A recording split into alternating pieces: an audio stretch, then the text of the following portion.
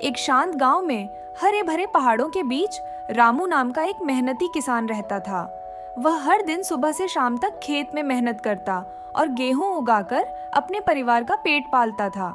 इस साल उसने अच्छी फसल की बहुत उम्मीदें लगा रखी थीं, लेकिन किस्मत को कुछ और ही मंजूर था। अचानक आसमान में काले बादल छा गए और कई दिनों तक मूसलाधार बारिश होती रही। रामू का खेत कीचड़ में बदल गया और उसकी सारी गेहूं की फसल तबाह हो गई। वह दुखी मन से अपने खेत में खड़ा था, जहां अब सिर्फ गीली मिट्टी थी। लेकिन रामू हार मानने वालों में से नहीं था। एक दिन जब वह अपने खेत में घूम रहा था तो उसने देखा कि बारिश की वजह से मिट्टी नरम, उपजाऊ और सुगंधित हो गई है, ठीक फूलों की खेती के लिए उपयुक्त। तभी उसके मन में एक विचार आया। वह पास के शहर गया और एक नर्सरी वाले से गुलाब की खेती के बारे में जानकारी ली। अपनी बची खुची बचत से उसने गुलाब के पौधे खरीदे और उन्हें खेत में लगाया।